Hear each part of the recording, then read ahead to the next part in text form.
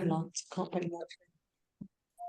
Well, good afternoon, everybody. Thank you so much for joining us at this point in the term, which I would guess for most of you will be hectic. But we're delighted that you've taken the time.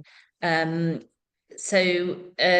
name's Kath Wilkes. I'm English lead practitioner for the Flying High Partnership, and I work partly as a literacy specialist for priority literacy as well. And I'm working today with Teresa.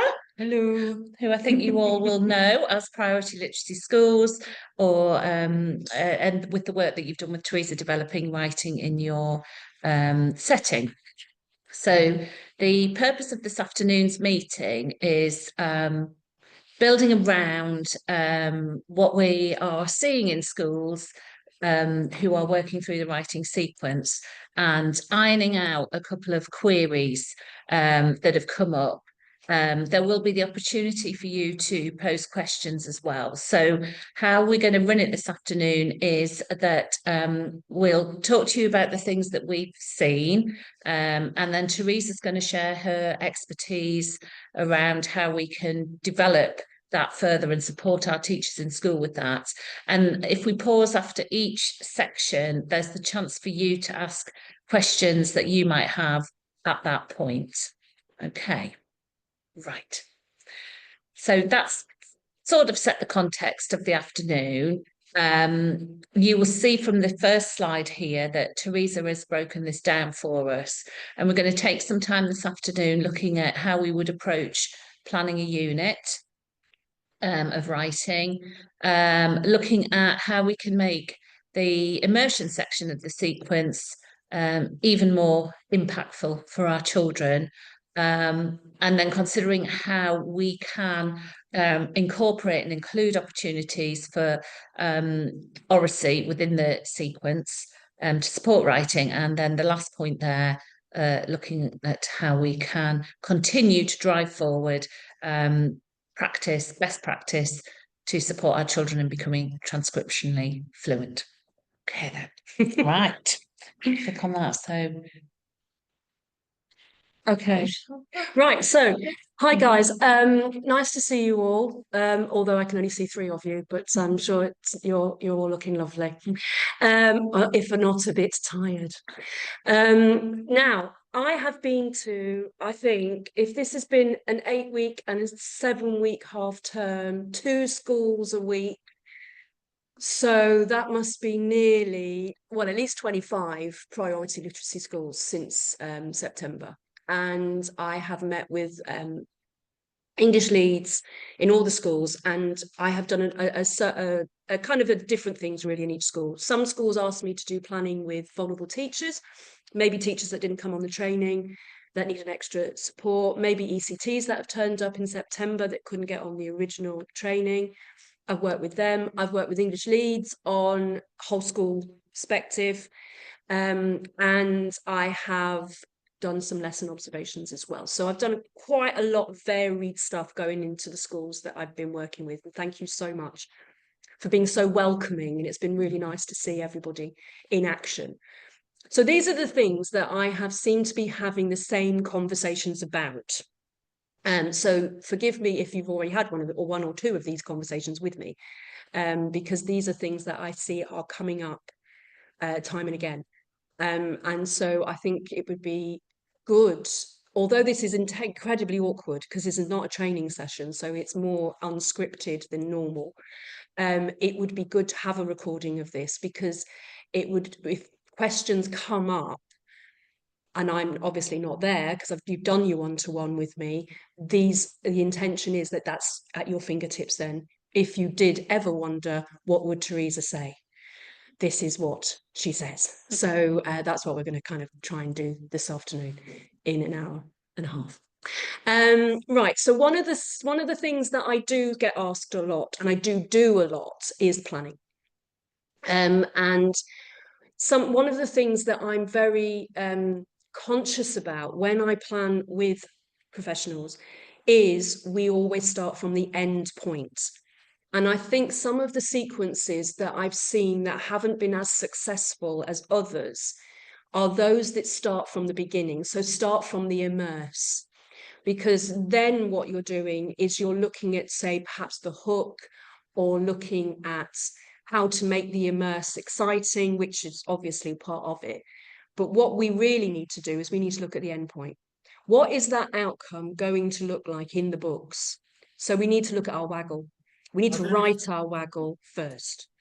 Because that way we're able then to track back and make sure that every element of the sequence matters. Okay. So if we're looking at some of the questions, Kath, that you were posing. Absolutely. Yeah. So do you want me to?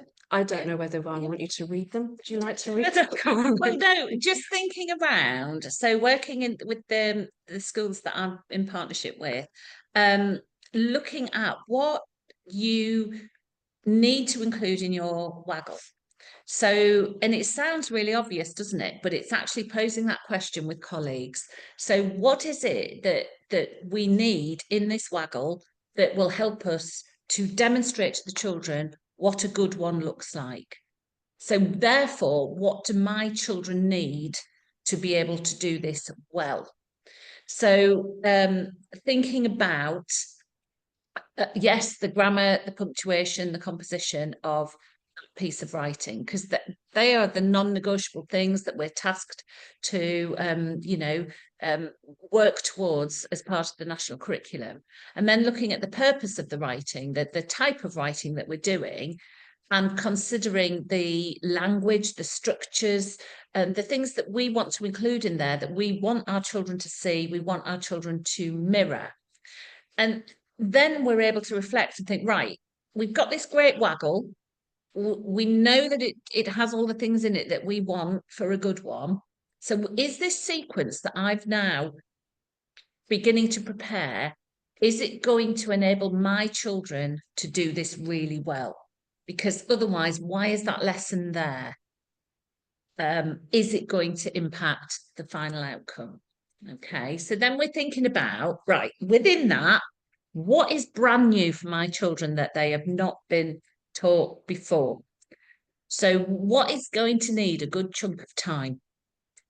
Maybe a whole lesson, maybe more than one lesson. What needs revisiting? So we've taught it before, but it might not be fully secure. We can never assume that, can we? What needs revisiting, or what needs reactivating for our children to include in this writing, to be mindful of, to think about when they're writing, so that when we map out our sequence, we can consider those things. And as you know, Teresa said, we start at the end. We have to plan the whole sequence in its entirety, because it's only when you see the whole thing and you've already got your end point with your waggle, that's the only way we can do it in a sort of truly sort of wholesome. Because otherwise, if we're just 2 or 3 days in and then we're waiting to see, and then we'll decide what we do after that, it doesn't join up in the same way. It doesn't make sense in the same way for the children. Yeah, that's absolutely right. So, I mean, what we're looking at is we're looking at planning a sequence from end to beginning, if you like. But then obviously having flexibility within the sequence once it's mapped out. So say, for instance, as Kath said, you want to revisit something that you think was taught last year, but actually when you revisit it, the children don't know what you're talking about, well, then you're going to have to put a lesson in. So it's about that flexibility within it, but there is a roadmap to getting to an outcome. And sometimes if that isn't evident, you can see that the sequence can almost take off a life of its own. And so you might find yourself doing many, many lessons of immersion when actually 3 would have done, because once I'd done those 3, we were able to write the waggle in terms of its vocabulary. So I think we really do need to do that vocab and that waggle. One thing that I've worked on in schools and planned, those that I've planned with, we've used AI in producing a waggle. I'm an absolute fan of it. I think it's a game changer when it comes to time and reducing time. I've spent many hours from scratch trying to write a waggle. However, it comes with a massive caveat, and that is you can't just lift it out, because waggles that they are fabulous, but as Kath said, you have got a list of things you need to make sure you cover. And those things, the TAFs, whatever it is you want to call them, the national curriculum objectives, they need to be put into the WAGL so that you can cover them. So it's no point having a WAGL that doesn't contain a relative clause if your teaching is going to include a relative clause. You've got to be kind of really tight on making sure everything is there. But once it's there and once you've done it, it's so much easier to plan. And I think that's the kind of message I want to make, really, is it is definitely, for me, the easiest way of planning a unit is to start from the end. I wanted to show you this, really, which was how I used a WAGL. For some reason, climate change, deforestation is part of year 5 writing at the moment. I have done this letter in more than one school this year since September. So it's obviously on some agenda, some curriculum area. But this is a WAGL, and this is AI'd, lifted it out, had a play with it. What I wanted to kind of discuss with you really is the use of the WAGL for vocabulary. Because the idea is that you look at your WAGL and you take the vocabulary that you need to teach the children in order for them to be able to write the WAGL themselves. Okay, the outcome, the final outcome. Now, there are 2 types of vocabulary in here, and this is non-fiction. And I think sometimes I don't do enough about non-fiction in training. We talk about Jack and the Beanstalk a lot. We talk about Tom Daley, we talk about all sorts of things. But I don't necessarily do a lot specifically on how to do it with non-fiction. So I thought it'd be a good opportunity for me to do that here. So what you've got here is, I think you've got 2 sets of vocab that you have to use the immersive lessons to teach. One, the yellow, is the tier 3 language, if you like, the language, the vocabulary about deforestation. So it's all about Brazilian rainforest.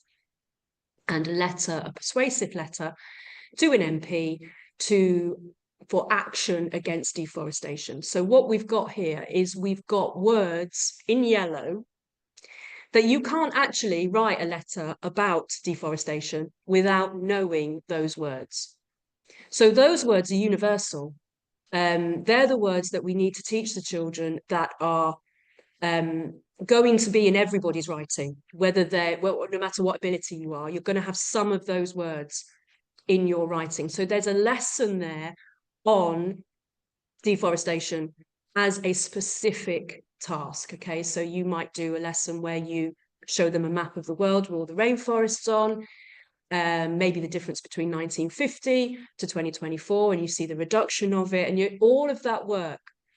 You may well do that in your topic, in your curriculum, but you need to bring it into the immersion, because that needs to be there as a list for the children to be able to choose from. So great if you're doing it linked to curriculum, but bring that into the immersion. If you're not doing it in curriculum and you're doing it as a standalone, you're going to maybe take more time on that in order for them to get the content. Perfectly good immersive lesson that impacts the writing. The purple vocabulary on here is a completely different list. It's a completely different set of words that are all to do with the persuasive aspect of it, the purpose. So if you were doing something fictional and you were doing a scary forest description, you would have yellow words, if you like, and I don't mean they have to be yellow, but the yellow words would all be about trees and branches and woodland and paths and sky and all of that. And your purple words would be about being scary. It's the same thing here. You've got a set of vocabulary that is to do with purpose. Deeply concerned, crucial role, destroyed, alarming rate, catastrophic result, unfortunately. You have the power. I urge you, help protect. Those words are the words that match the purpose. Now, you can't avoid using the yellow words because they are your specific language for deforestation. The intention of using the WAGL and working backwards with the purposeful vocabulary is that you then spend your immersion teaching the synonyms and phrases that do the same job as those in the immersive activities. That's because if you don't, it's all going to sound exactly the same. You have to give them the range of vocabulary and phrases to match the purpose. But when you use the waggle and you work backwards, what you've got there is a list for you to start from. And that list you then synonymize with the children in the immersive activities. Anything you want to say about that, Kath? Yeah, so it's really interesting because what we wouldn't then want is a sort of overload of vocabulary and just here's a list of yellow, for example, and then here's a list of purple. So what I think you're saying there is that the yellow vocabulary that you've highlighted there comes as part of your curriculum. Yeah. So the children have an understanding of what these mean already. So we'd clarify that, but we wouldn't develop that further. No, there are no synonyms for oxygen. Yeah, absolutely. So you have to have oxygen in a letter about deforestation. Deforestation. But the purple are the words that you would, they are the vocabulary that you've chosen linked to the purpose, and therefore you'd look for other options that would support that. Right. Yeah, that's the way forward. You can, and I think the best thing to do then is to pre-plan that. So you pre-plan what we called in training the immersive list. You pre-plan that list based on your waggle, so that when they read the waggle, they've got a full understanding of what that waggle's doing. So I am deeply concerned about the deforestation of rainforests. You can then say to the children, in here, the person has said deeply concerned. Right, what other ways could we do for deeply concerned? So you're starting to map onto your waggle the other ways that the children can use to say the same thing. And in that way, you're starting to create difference between the different the children's writing, and giving them scope to choose independently those phrases and words, that vocabulary that you have spent that time developing.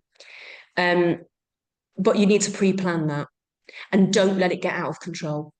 Because once it gets out of control in terms of amount, then we become all at sea, and then the children are not necessarily being very conscious about their choices that they're making because the list's too big.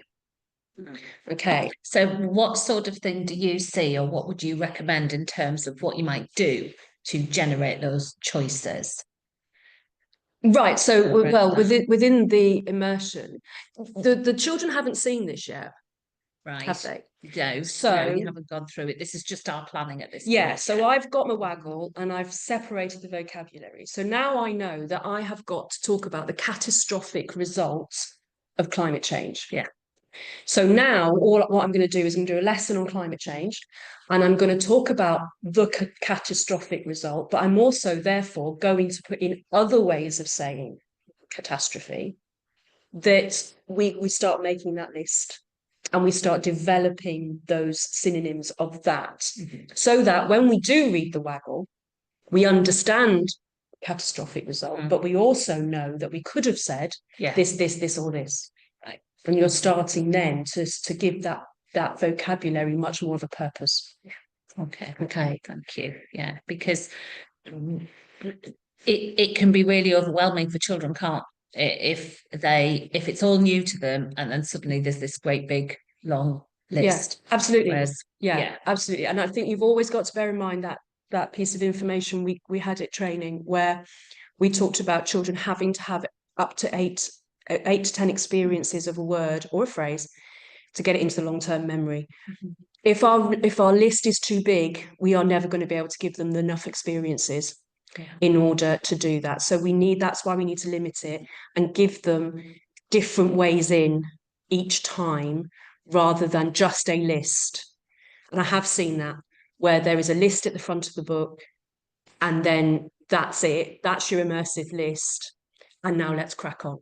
Mm. we need to make sure we're giving them those opportunities, because that was the whole message right at the beginning, is that one lesson of vocabulary cannot be enough, because our brains don't store it in that way.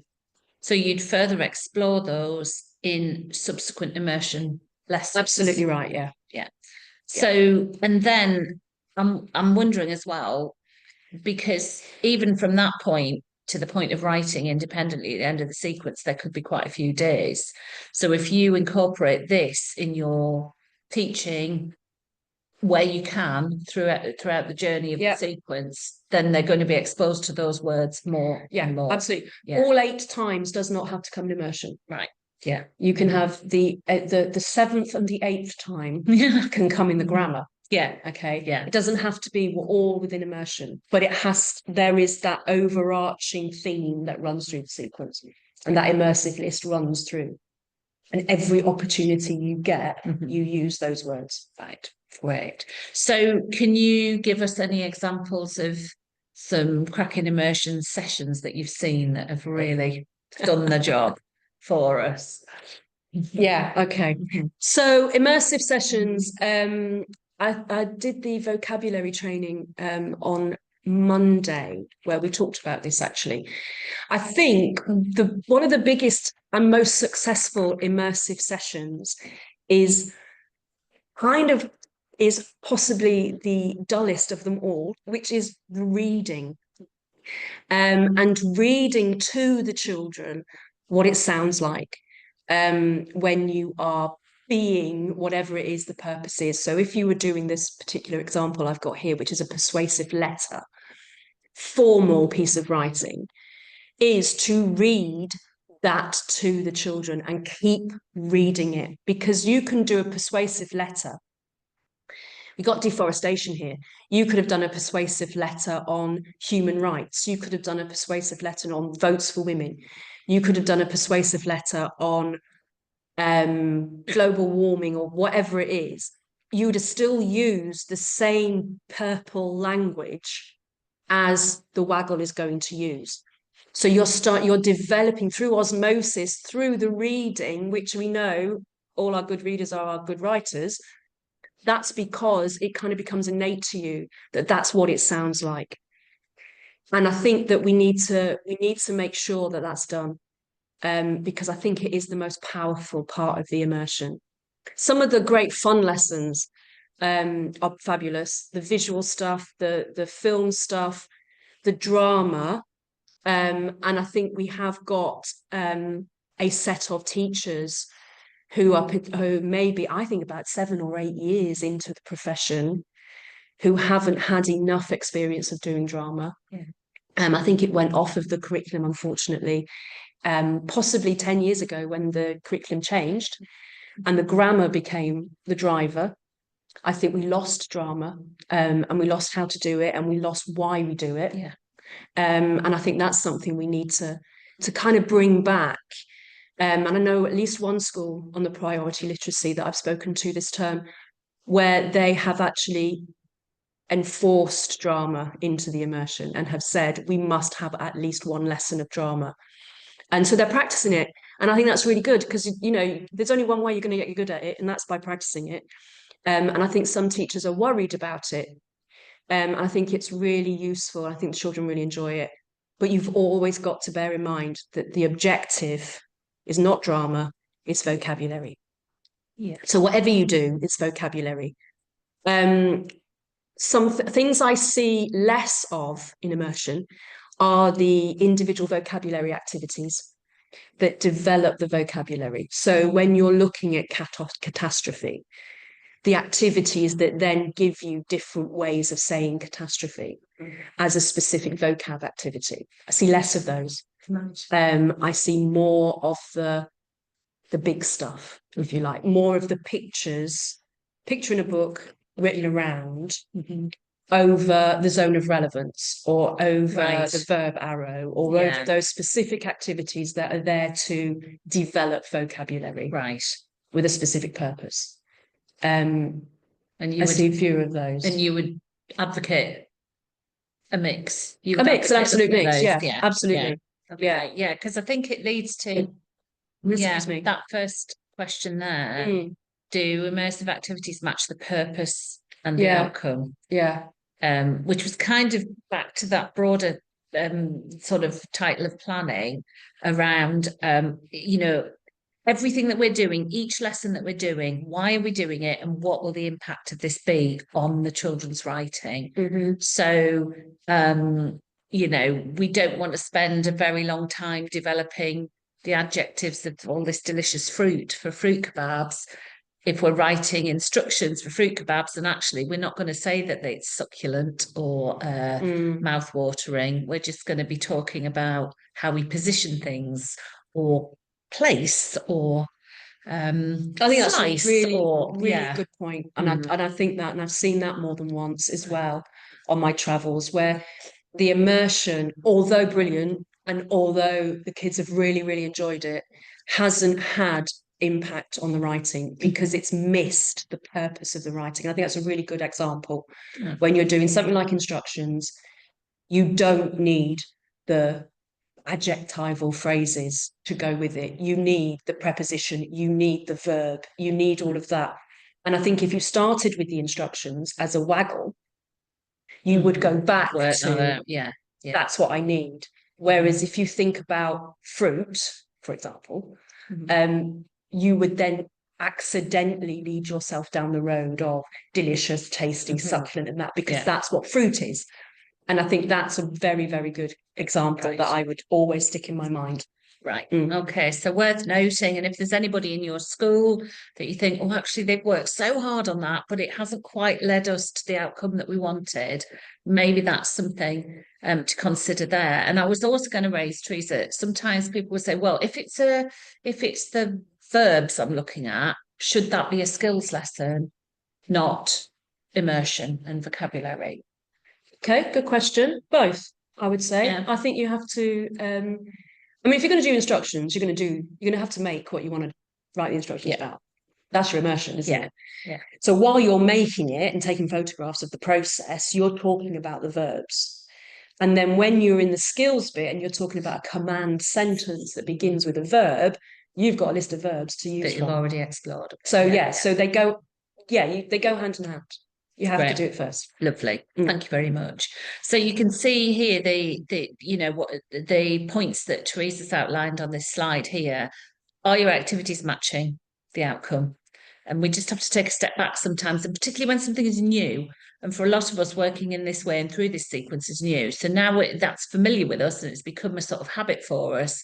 Now we need to think, right, so is that lesson or are those vocabulary choices I've made the right ones? And as Teresa said, if we've nailed the waggle, then that will lead that thinking and lead that planning, so that the activities are not just a great activity, but they're a great activity and a lot of fun and very engaging for the children, but will develop their vocabulary and support them in that part of the writing sequence. Okay. Do you think it's time to take some chat? Yeah. If you've got anything, questions, put it in the chat, or we'll stop sharing and see everybody's lovely faces. Try multiple speaker. Oh. I'll do that. If you've got any questions, I don't know if there's I've got access to the chat actually. 1 minute. Oh, there. It is. Yeah. Has anybody got anything they want to feedback or say, or positives that they've done, they've tried, anything that you want to say about immerse and vocabulary before we crack on? Oh, I think someone's talking, but I can't hear. Try that arrow. Try that arrow. No? No. Hang on, maybe I need to see Elaine.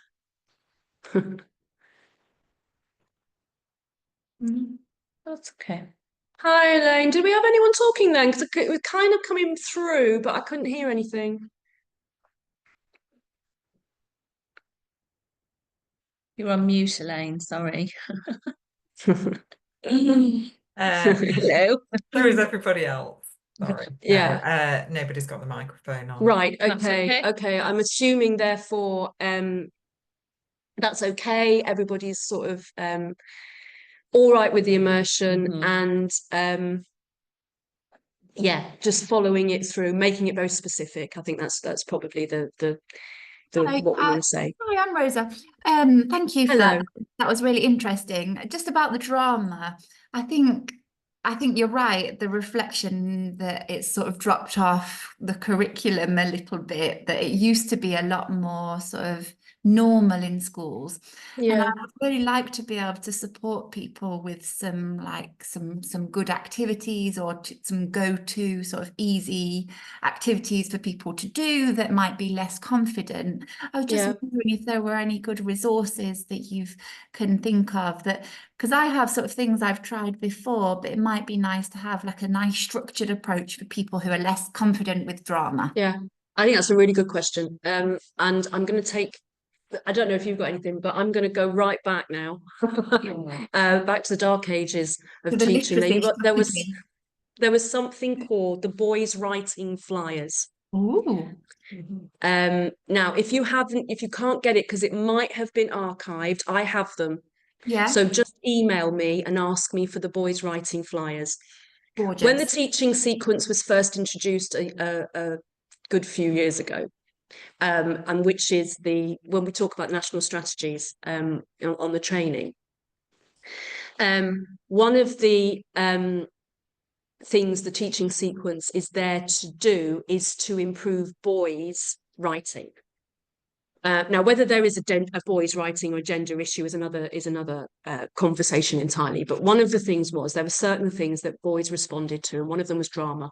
Yeah. And so they developed a boys' writing flyer specifically on drama. Oh, lovely. And there it's got all of the things you might have heard people talk about. Conscience Alley. I'm just You about might to have say heard, that one. Yeah.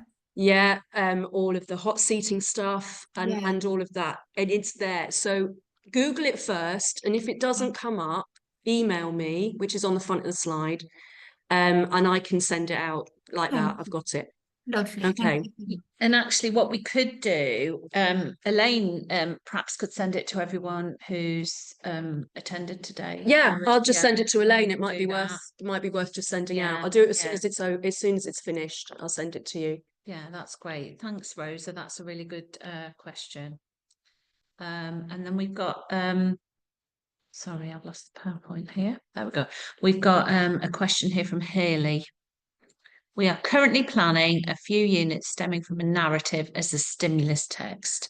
Have you any advice on how to manage immersion so that they have a deep understanding of the stimulus text before moving into more specific genre and vocab learning? That's a good Another question. Great question. Yes, I do. I would do a week purely on the stimulus text. So not a plan from the end, waggle, without a specific outcome, but really getting to know the text. So for instance, say I've just been talking about it this morning, The Lion, the Witch and the Wardrobe. All right. So you're doing The Lion, Witch and the Wardrobe. You want to do some writing on that. You want to describe the White Witch. And that's your writing outcome. You can't do that writing outcome if you don't know who the White Witch is and you don't know their role within the story. So I would do a week of developing the story, developing the narrative, so that in week 2, I could place the White Witch within that narrative. Am I making sense there? Yeah. So week 1 doesn't have an outcome in terms of a writing outcome, but it has an outcome of understanding. So that could be you read it. It could be you watch it, you could be mapping the story, you could be sequencing the story. You could do this with picture book or novel. So that you start, say you're doing The White Witch, you'd start reading those first few chapters where she comes in, developing the story itself. You're not telling the children they're going to describe the White Witch. You're not giving them the purpose. You're telling them the story.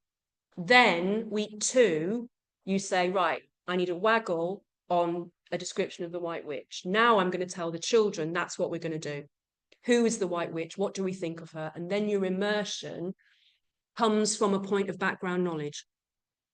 And I think that's what you have to do when you're talking about a deeper understanding of text. They have to have that background knowledge of the text before they can do anything. And so, if you link your reading to your writing, sometimes that then does it for you, but sometimes it doesn't. Thank you. That's really helpful, because that's the route I've gone down, and my brain was Great. saying that doesn't directly lead into the outcome. How do I manage that? So that's really Yeah. thank you. And what you can do then, yes, it extends your sequence by a week, but you can get 2 writing outcomes from that, can't you? Yes. From that in-depth looking at the story, you can actually therefore do 2 characters. You could do Aslan, you could do the White Witch, you could do the White Witch, you could do let's predict what's going to happen next, write the next chapter. Do you know what I mean? So yeah. It's not wasted time. I think that's what I'm trying to say. Yeah, that's great. Thank you. And Rose has added there, maybe some personal response to Yes. the story might come in. And that allows you time then, doesn't it? Yeah. So I think the temptation, if you're not doing it in over a week like that, the temptation would be to stick on the film of Narnia and then say, we're going to write a description of the White Witch. And there isn't that in-depth study of the story in order to fulfill your outcome. Yeah. So I think that's a really good, really good way. Good example. Yeah. Yeah. Thank you. Great questions. Thank you very much.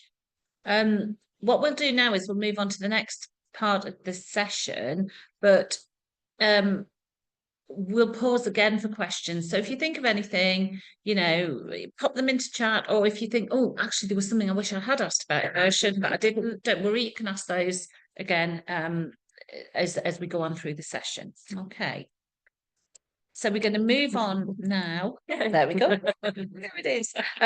To oracy and how that can support us with improving the outcomes. And again, it links to that point with planning about is what we're doing having an impact on our children's writing for the better? And so Teresa has noticed, and when we talked about this conversation, you said, I really want to talk about oracy here because sometimes we're writing things down, but we're not saying them. And actually, we need the children to be saying them. And then write them down maybe. But actually, we need the children to be saying them. And the more they can practice and hear that and, sort of hear their own voices and hear them saying the things that they're learning, then that will impact more on their writing. Okay. This is my new transcriptional fluency. Every so often I get hold of something that I think, oh, that's not in the sequence properly. And it changes as I go around looking at places. And in September, it was some of you will have heard this conversation because I've had it personally with you. But in September, I went to a school. I was asked to go to school. It was nothing to do with priority literacy, not even in Nottingham. And the school has really, really good grammar results at Key Stage 2, 90% ARE, but their writing results are below national. And so there was a really big disconnect between what they were doing in the grammar subject knowledge to what was going down on paper when they came to the writing. And the head asked me to have a look. And it was a really interesting day. And it became extremely clear that the children were taught at a very high level the subject knowledge, to the point where they were using things that weren't in the national curriculum, which made it even higher. And for a start, they had to bring that down because I think there was too much time spent on that. Yeah. To get it to a specific level. However, it was extremely clear that the children were not writing those things that they knew as subject knowledge. They were writing as they spoke, which then brought the level of the writing down. And this is my new big thing. And obviously oracy is a big thing. And there's a lot out there. And a lot of the Voice 21 stuff that's come through the priority literacy and Flying High, you're doing Voice 21 as well. Yeah, we've been exploring that. Yeah. Talks about children being communicators and the whole sort of the whole child. That's not what I'm talking about when I talk about oracy within the teaching sequence. I'm talking about oracy to improve writing outcomes. And I don't think we give our children the opportunity to do that enough. And by that, I mean, we teach a lot of grammar. In a sequence can be 3 or 4 lessons. Then we also, some schools also do a lot of discrete grammar. So they might have a lessons outside of the teaching sequence that covers grammar knowledge. However, it is very clear that children are not using those conventions well enough in their writing. And the reason, and I'm absolutely firm about this now, because I've been looking around this since September and looking at books and children's writing, is that they can't say those grammar conventions. What we do in our literacy is we teach the grammar to tick off an objective, because that's what's there. It's in the waggle. So if you've done your planning, like we've just said, there's the waggle. I'm using relative clauses or whatever it is. I'm going to teach the relative clause. But what we're doing is we're doing those as paper-based activities. So it could be underline the relative clause in this sentence, list the relative pronouns. It could be this is a sentence, insert an embedded relative clause. It could be anything like that. That covers the objective and it shows that we're doing it. However, the children are not making up on their own, without the help of a whiteboard to practice, sentences with relative clauses and saying them out loud. Now, the reason I think that's crucial is because the only way a child is going to be able to write something is if they think it. And if we don't ask them to say that out loud, they're not going to think it. It's the same principle with the vocabulary. And why the immersion is so important. I'm really, really becoming quite obsessed with oracy through grammar and getting children to say things off on the spot. I want you to give me a sentence with a relative clause about the White Witch in Narnia. And not now, you're all right. But then for them to say it like that, because if they say it like that, they're more likely to write it. It's really interesting because I listened to someone from another trust last week talking about how they developed oracy across their schools and what a big job it is, because it's all encompassing. And it's kind of what Teresa was just talking about. So what really struck me last week, this other teacher said, there is learning to talk, there is learning about talk, and then there is learning through talk. And you're talking about learning through talk. Yeah.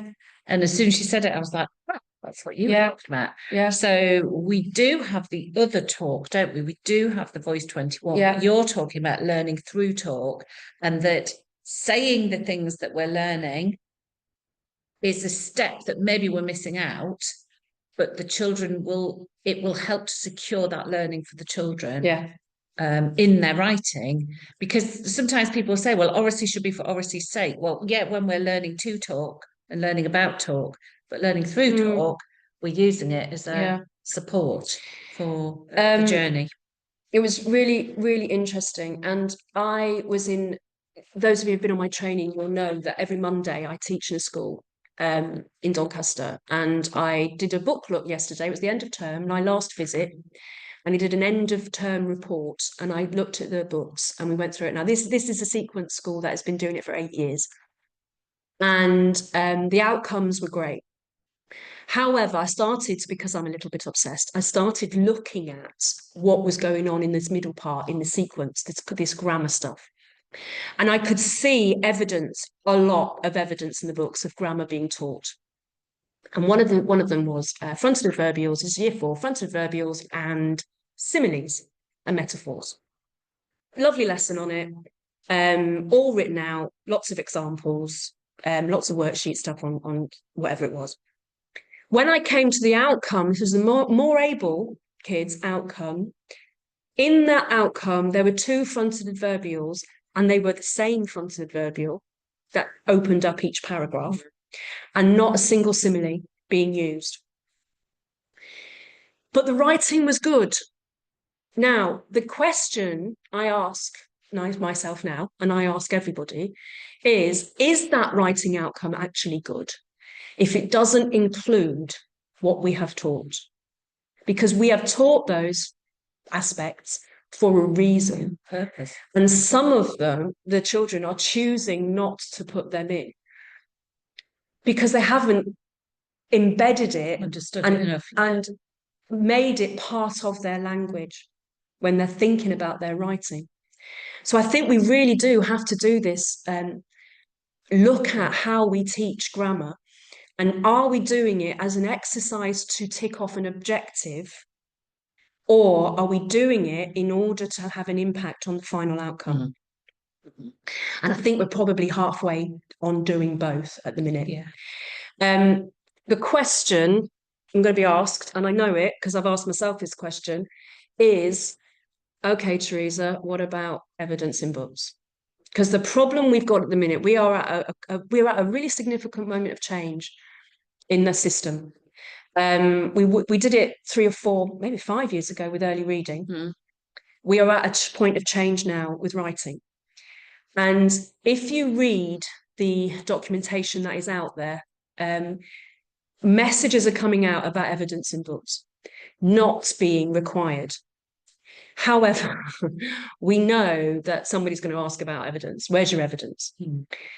So I'm trying to be pragmatic about it, because I can talk about this, and I know it's the right thing to do, is to talk grammar, not to write it down in worksheet form or exercises. So I've come up with a solution that this school now in Doncaster is going to try it out for me. And that is, and it's really a Key Stage 2 thing rather than Key Stage 1. And that is that we practice the grammar in exactly the way I've said. We speak it. I tell you this is what a relative clause is. This is how it works. Let's try some.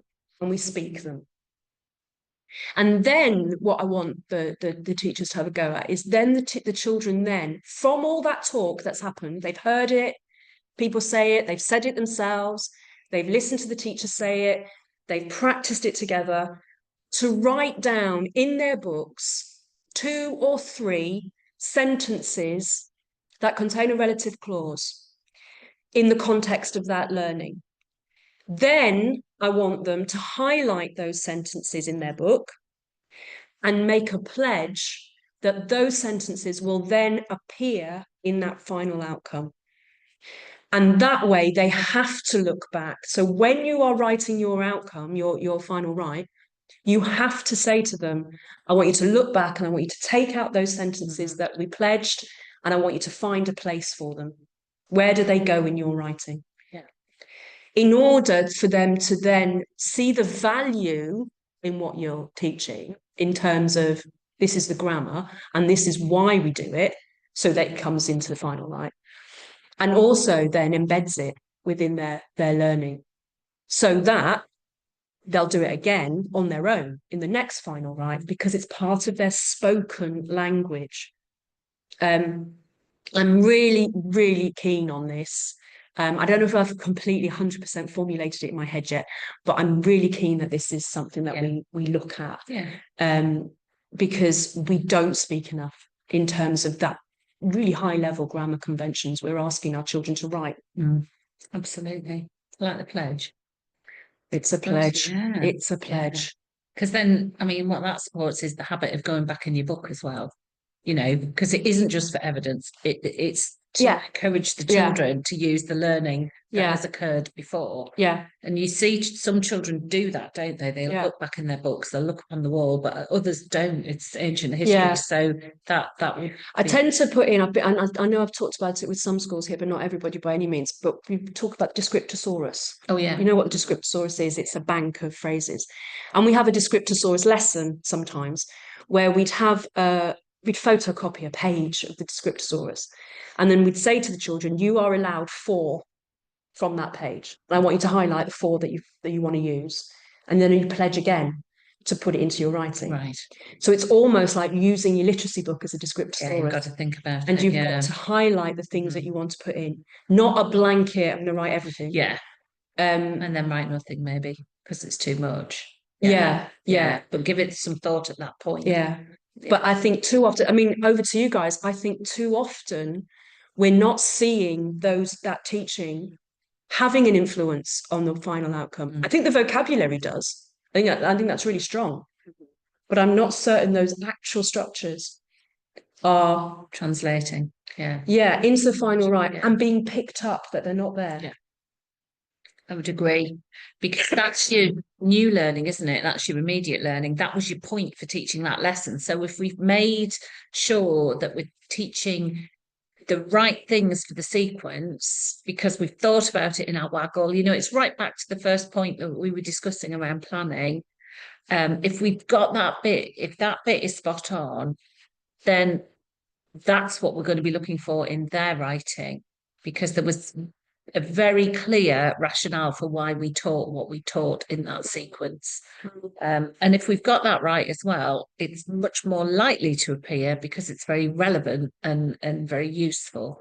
But it's making that very explicit to the children, but also to colleagues back in school that, that is your new learning. That is how we move our children on. That is how their writing stops looking like a year 2 piece of writing and looks more like a year 4 piece of writing, because the learning is progressing. And I think using oracy to develop those conventions is actually more of a leveler in terms of ability groups in within a class, because even though you might then end up doing a dictation sentence, which we'll crack on to, everybody can practice talking in those levels, in those conventions, even if it isn't something you are immediately going to write. As soon as we start speaking at a high level, as soon as that transcription then gets better, we're already speaking in clauses, we're already using conjunctions in our speech, we're already using subordination. That means I'm going to write it because I'm going to write as I think. Yeah, you don't have to wait for the transcription to then go back and learn the skills. Yeah, exactly. Yeah, you've already started. Everybody can be involved in the grammar lessons. And you've always said that. I remember asking you that question really early on. At what point would you? Well, no, because you need to hear it, you need to say it. To ever be able to write it. So I'm getting much more obsessed with it. Great. That's our next step, isn't it? That we drive that forward for our children so that they have that opportunity to say it. I mean, and I have seen, probably more likely with younger children, I think I've seen it, where depending on what we have in school and what's available, devices been used to capture, QR codes using it, so you can go back and hear your sentences again. But I completely get the restraints around that.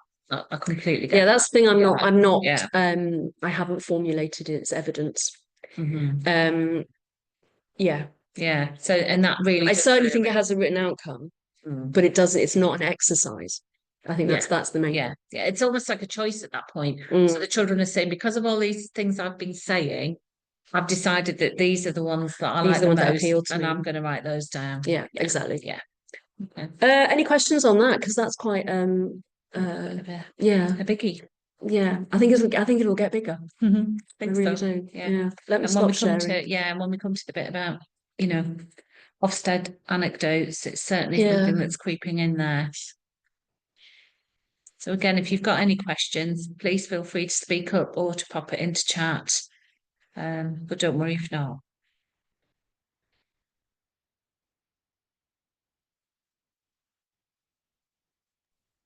Okay. Hello, sorry, it's Siobhan. Can you see me and hear me okay? Hi. Oh, hang on, we're not quite got you. Yes. Oh, there we are. We can see you. Hello. Yeah, just thinking about everything you're saying about oracy and talking. So we've been doing quite a lot of support work with our year 1 classrooms and changing the sequence that we sort of currently use with the scheme. We use the literacy tree screen, which I know that you're familiar with, aren't you, Teresa? But we try to sort of adapt that for year 1 because obviously lots of our children aren't transcripts. Is that the one I adapted with you? Yes. Remember? So, yes, I do. Yeah. So every week, we'd have sort of like a hook and immersion lesson, and also lots of chance to develop vocabulary. I still feel there's a bit of resistance from the teachers to not always write things down in their books and just orally rehearse. So do you have any, strategies or messages or anything that I can just keep saying to them, though it's okay to just orally rehearse these sentences? We don't write them, because there is lots of opportunity to write on 3 days of the week, and also in our discrete grammar sessions that we teach as well. Do you find that sometimes is the case in other settings, or? I don't know. The need to write down, do you mean? Yeah, just And all- not to, always- reticent to talk. Mm. not just be okay to just, well, we've just practiced that and we've just said it to your Yeah. class. We've just I talked. think it's a permission thing, Siobhan. Sorry, Yeah. I'm talking over you. It's about permission, isn't it? And I think those permissions are going. What I was saying earlier to Kath is that, rightly or wrongly, inspection drives change. And it drove change with phonics. It drove the early reading agenda, the deep dive in reading, grapheme books going home, not book banded books, all of that. That was driven by inspection. What you've got to look at is you've got to look at that document of strong foundations in the first years of school. Okay, that's from Ofsted. It was in October. And if you read that now, unfortunately, I can't quote it paragraph by paragraph, but it does talk about the fact that oracy needs to come out of reception and into Key Stage 1. That's almost a quote from it. It talks about the fact that there is no expectation for evidence in books from inspection. And it talks about, there's an example in there of a Year 1 class where the teacher was not allowing the children to speak enough in order to practice the constructions that she was teaching. Yeah. So it's about permission. Something I'm working on, and this is only me with one teacher, excuse me, Year 1 teacher, is about being on the carpet and practicing. And it's been around for a while. We've been practicing it, but I'm not sure we're necessarily committed to it. Is the I say it, you say it, we all say it. Okay, so when you ask a question to your Year 1 cohort and they give you an answer, you repeat that back as a structure, as a sentence. You ask the child who said it to repeat it back to you, and then we all say it together as a construction. Because that way you're always practicing sentence writing. And the sentence writing is that oral rehearsal. If you remember on training, that awful green slide I have, where oral rehearsal is up here, but transcriptional fluency is down here. We need to have that oral rehearsal up here, and it takes time. And I think that's going to be led by inspection. It's going to be led by permissions of, instead of saying, where's your evidence in your books, which is what Ofsted has been doing for some time, actually saying, you've got too much in your books. There can't be enough talk if you have writing all of this in your books. So I think we're looking at a point of change where it's going to flip the right way round this time, in terms of you cannot possibly be doing the oracy if this is what you're producing in books. But I think we've got a little bit of a way to go. Yeah. Great. It's just good to hear the message, and also just that that strategy there that you said. What did you say? I say, you say, we all say. Yeah. Just more time put into that. I think we definitely give the permission at our school, but I think it's just habits, isn't it? Of now you don't write that down. No, that just us talking is just enough today. Yeah. So I'll just keep chugging away with the message and keep chugging away. I think it's previous criticism as well. I think you've got to, if you've been in the profession a while, somebody will have told you at some point you haven't done enough extended writing.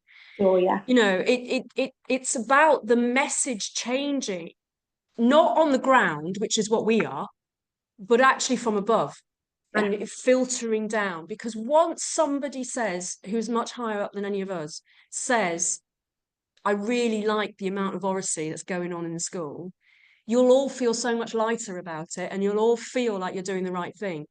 And I think that is what is going to be led by inspection, and they are desperate to see children talking. And I think it's a little bit like drama. It's quite challenging for some teachers to think that it's okay to spend 45 minutes just talking without an outcome. But that outcome would be so much more improved if you do the talking. And it's that proof in the pudding, isn't it? Yeah. I think. Thank you. All right, Siobhan, thank you. Nicola's got a question here.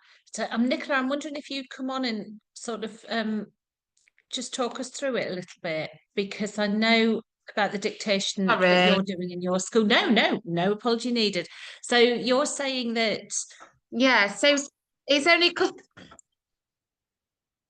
we did for our skills. So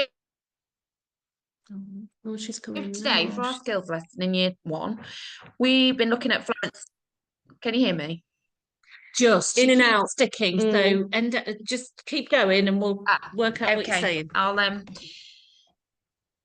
oh, okay. Right. So we're doing Florence Nightingale. We're writing a little biography about her in year 1 for our end piece of work. We've been doing about her inquiry. So the children got quite a good knowledge about her. So today we were using 3rd person pronouns as our skill. So our lesson, we did a lot of work on the carpet saying she was, she went, she did, you know, all, and using the past tense. But then the children we wrote one together, and then the children wrote some of their own. She was, she went, she did, using their own ideas in a word map. But we did spend a good proportion of time talking about it before we did it in our books as a record. Is that the kind, that's what I mean? Yeah. We did, for some children, I dictated a sentence for them. So I was like, your next sentence, we did one together, and I was like, your next sentence could be, she went to Turkey, to try and get them to use the word mat that I've done for them as well, so that they could do she. I mean, a lot of them wrote she wet, but that was to be expected. Then it's a little bit of a teaching point about adding the extra consonant in. But we did do some recording in books because it was a simpler lesson. The day before we'd done about I, so we're thinking about how, if we were going to write a biography about ourselves, what would we include in that? If we're going to do an autobiography, we'd say I like, I am 5, I live here, you know, that sort of thing, to build up the idea. So slowly building up to writing something a bit more sequenced about Florence. Does that sound okay, or should we have just done it all orally? I think you've probably got a right balance there. Yeah. I think something I think you need to bear in mind is there's 2 possible ways of doing the pronoun. And one of the ways that I might see when I open the book, particularly in year 1, is a sheet with sentences about Florence Nightingale. She was born in, she went to Turkey, she did this, she did that, with the pronoun missing. And the children have to fill in the pronoun. Right. So they have to put the right pronoun in. That is never, ever going to help them to write sentences about Florence Nightingale using that pronoun. And that is one, like that kind of activity is the activity I mean, where we fulfill an objective, which is the pronoun. What you're doing there is you're making them say the sentences that they could possibly write. And that's the right way, because what you're doing is you're actually formulating she as part of a sentence, not just as a word in itself. Yeah. It's like you do in year 1 when you introduce and you get the activity where you have a main clause, a gap, and a main clause, a main clause, a gap, and a main clause 10 times. And all the child has to do is write the word and. Right, yeah.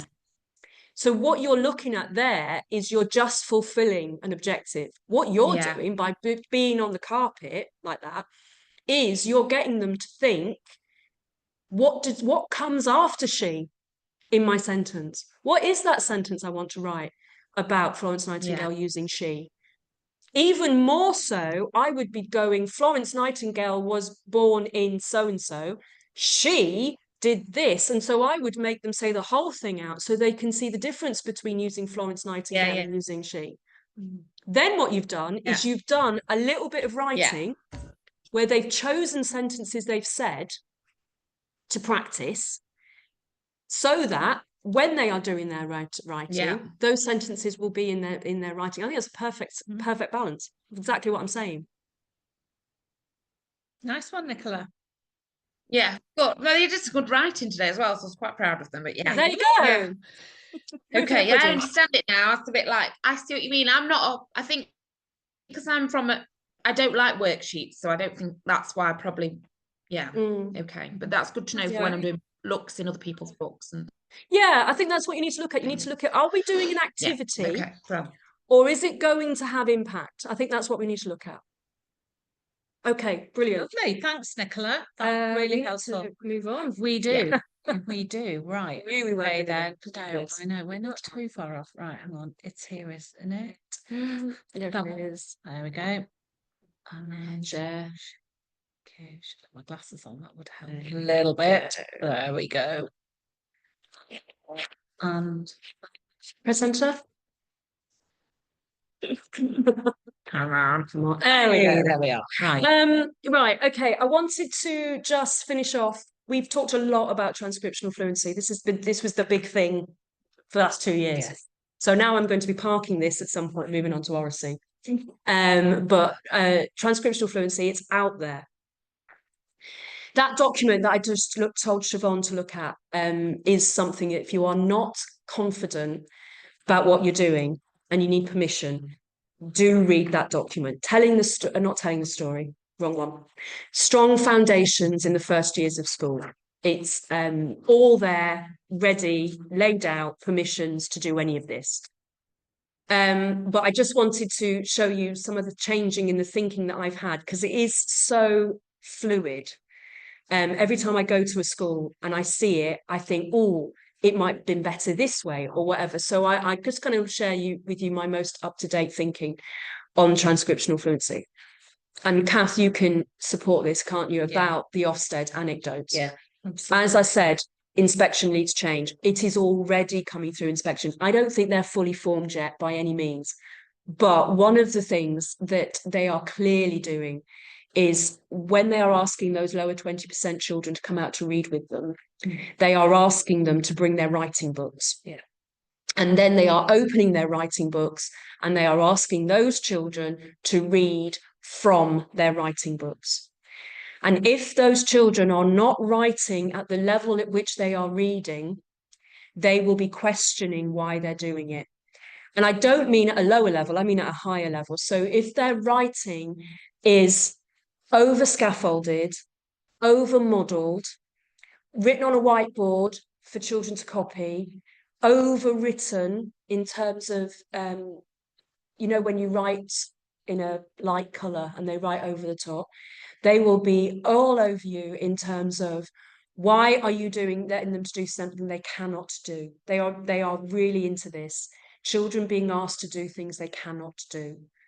And it's really coming through, isn't it? Yeah, it is. So we've had 3 inspections since the changes and slightly different in each one, but it's absolutely definitely figured in each one. So one was a junior school and the inspector spent quite a lot of time looking at, well, presentation really, but really it was transcription fluency. That's what he was talking about. He was looking at are the children able to you know, keep the thoughts in the head, write them down at the same time, and them to be readable again later. And some children struggled with that, so he had some questions around that.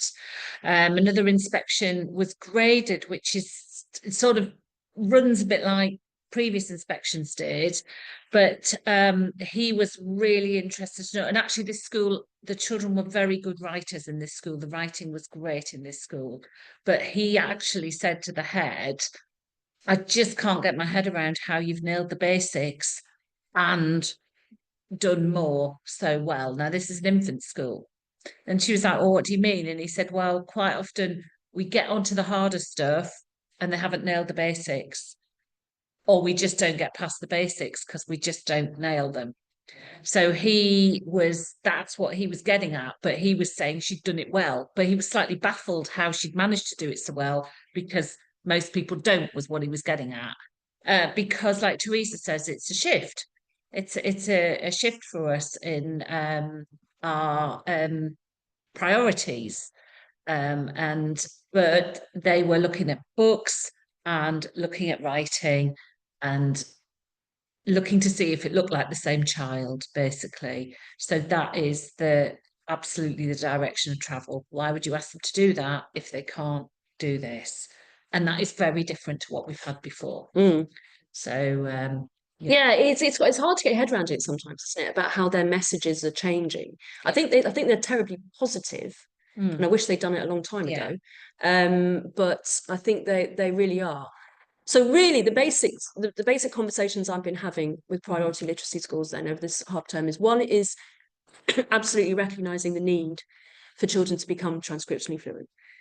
So really going back to the national curriculum and Key Stage 1's role within the national curriculum is to make children transcriptionally fluent. They can write sentences, simple sentences, punctuate them correctly.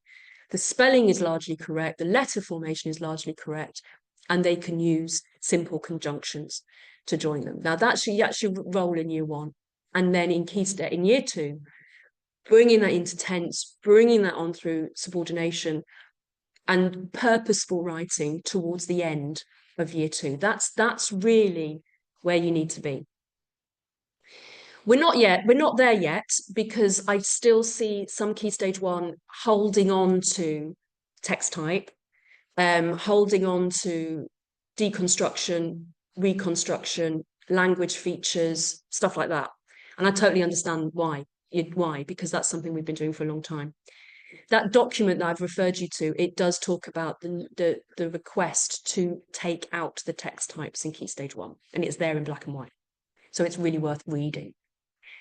I think, Cass, you've got some stuff about, oh no, we'll do that first. Yeah. We just very quickly at the end of this session want to talk about Key Stage 2, because we do definitely have this as a Key Stage 1 focus.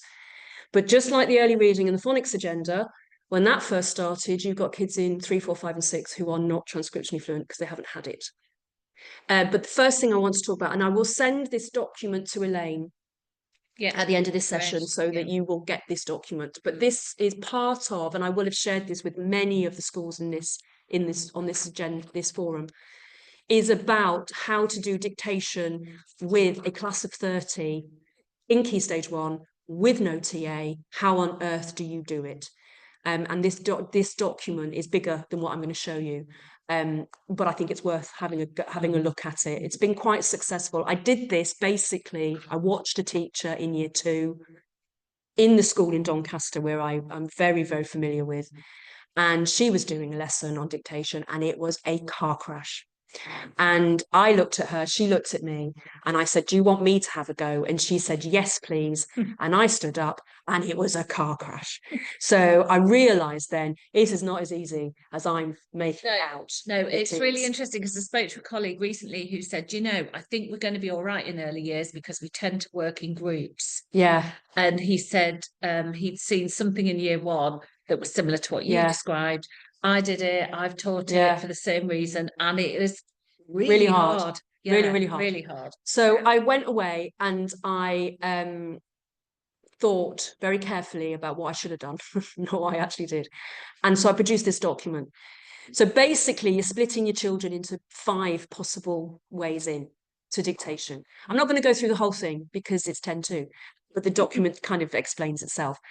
But you have pre-dictation 1, and it very much relies on communication in print widget, what we call widget, which is a game changer, actually. So if you haven't got it, it's worth investing in widget. But these are the things that have changed. So I might have shared this with you. If I'd been to your school as priority literacy in September, this is the document I'd have shared. It doesn't look like it anymore. Because what I've done is I've taken pre-dictation 2 and I've split it into 3 parts, and which wasn't there originally. The pre-dictation 2 is where the handwriting is the issue. And so they have a sentence, everyone gets the same sentence. They have sentences, they put it together and then they write it. Pre-dictation 2B and 2C allows the children to cognitively engage a little bit more. So they might have it where they have words missing and they have to put those words in and then write the sentence. or they might just have a visual prompt and they have to write the sentence. Everybody else has their own bit, and that's what that document kind of sets out. I am going to give it to you, and some of you won't have seen it, and I'm sometimes loath to give things without fully explaining where it's come from. But I think with all the messages we've had in the teaching sequence training, I think it's probably going to be quite easy to follow it. If it's not, and you've got any problems with dictation and using it in Key Stage 1, please email me and I will help as much as I possibly can, okay? But I do want to finish this session with, let's look at those in Key Stage 2 who haven't mastered transcriptional fluency. Okay, so yeah, and I would say about Teresa's document, she sent it to me and then sent it again, which is great because that really helps me. I'll send it again. And it really supports breaking it down for children from the point at which they're at. And you'll see from the way Teresa's done it that some children aren't at the point of hearing a sentence and writing it. Yeah. And we've actually got some nice examples from books as well that we can share some photographs with you of those, that where people are beginning to explore this and support their children with this. And it just keeps making more and more sense. Yeah, I the think, more we do the of more you it. think about it. Yeah, the more we make it work. But then at the same time, I keep getting questions that I'm not sure how to answer either. So and then I ask Teresa, and then Teresa explores it a bit as well.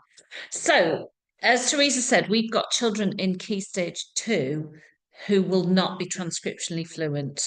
And that's because the way of which, as a profession, we've approached the teaching of writing for the last 10 years. So what we want to do is enable independence. We want children to be able to do this, to take children from the point at which they are at when it comes to the point of writing.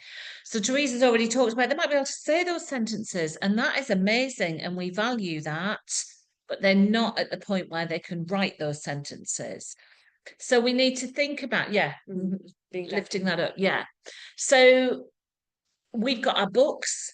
At this point, they're packed full of things to help with writing, and we want to teach the children to go back and look in that book to help them.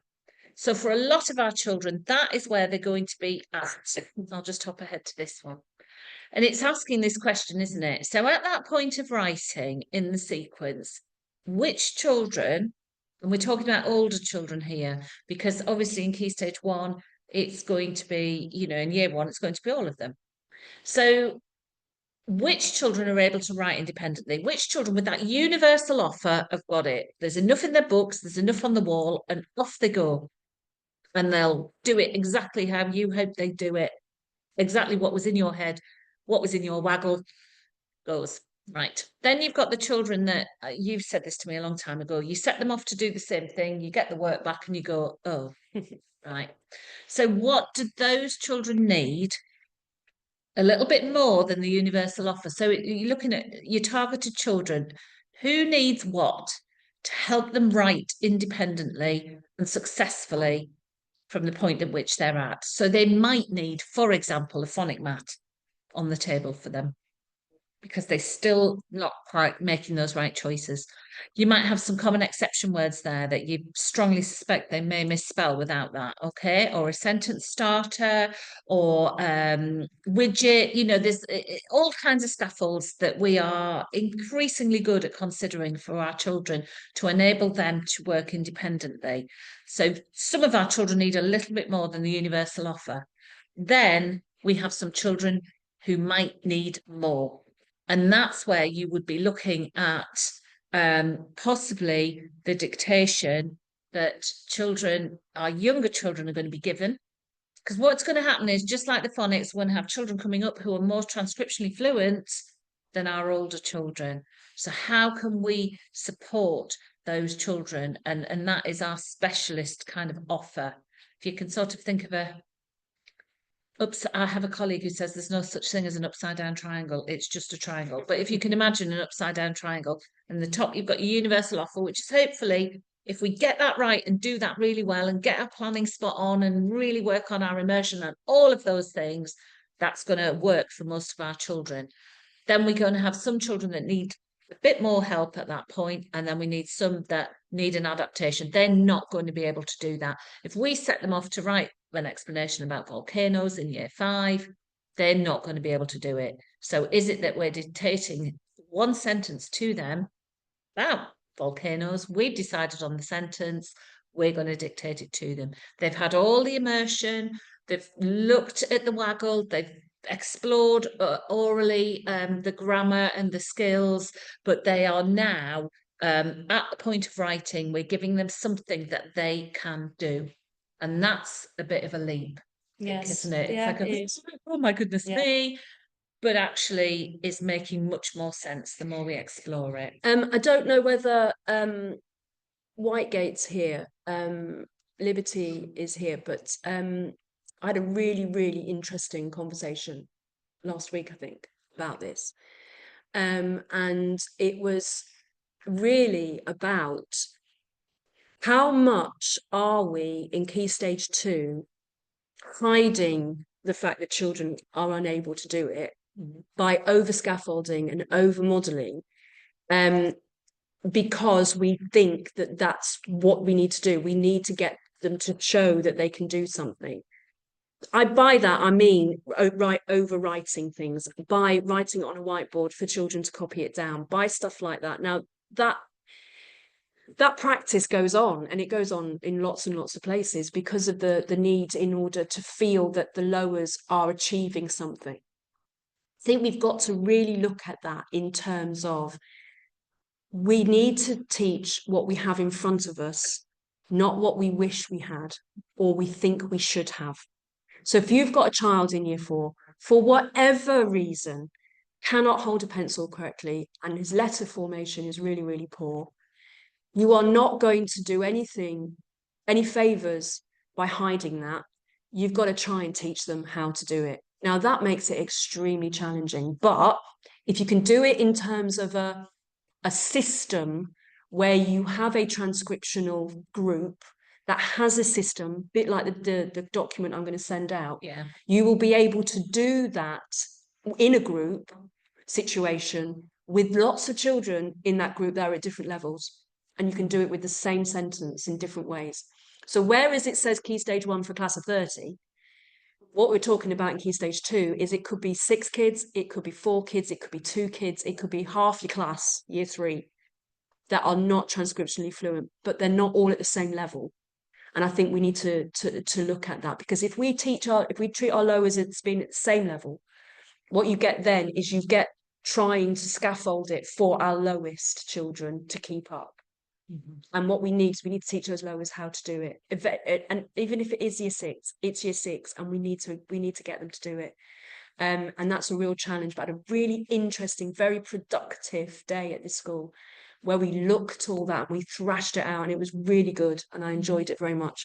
And came to a lot of conclusions myself about what Key Stage 2 needs to look at. Yeah.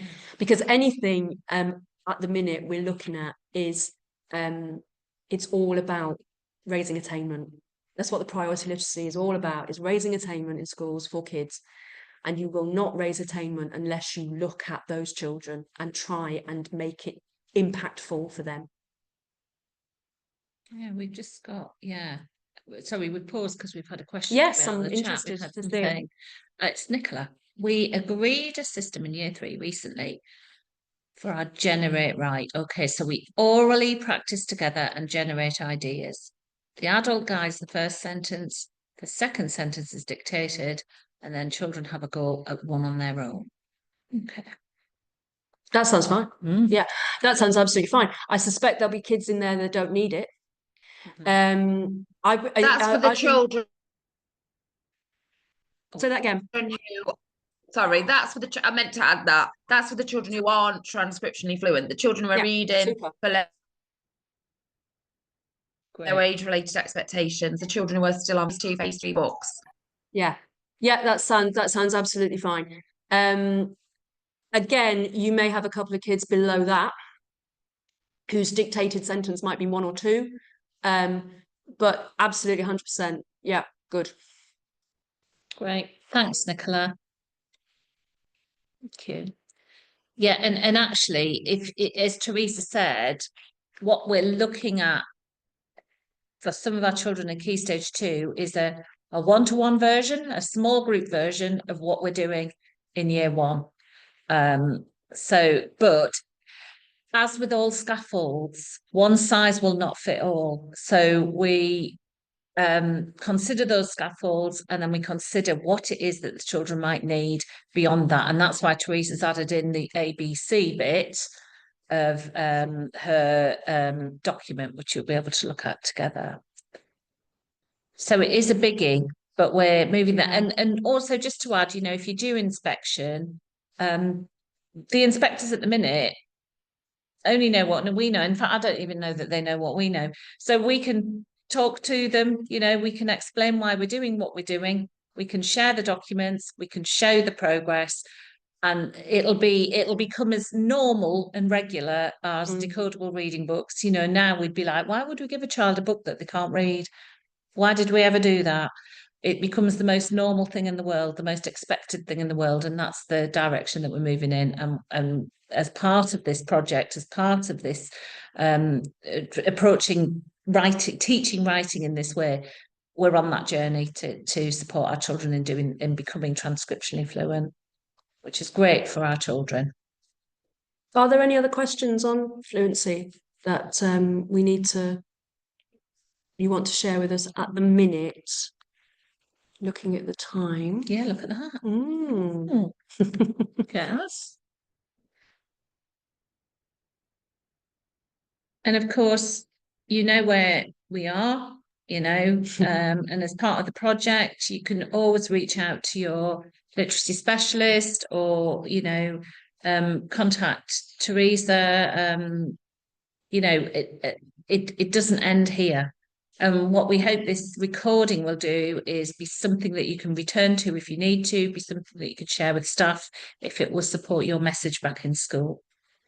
And if any of the schools here that haven't had a one-to-one with me, actually you can use this to formulate what you want your one-to-one to be about. So if you want it to be about oracy, if you want it to be about transcription, I think lots of questions come up there that you might want to specifically unpick with me when I come in. Okay, I think we're done. I think we are. I think we've had our guided conversation. Teresa, Yes. Hello. I think it's Yeah. There we go. Hi, the only question I get asked a lot is about editing, though. And how that should look in Key Stage 1. Right. Well, if you're doing the dictation, the editing comes directly after each sentence. So you model the sentence on the board, and you ask the children to look at their words. Actually, I do individual letters, not just words, and get the children to change the editing as you do that sentence. So it's a self-edit straight away.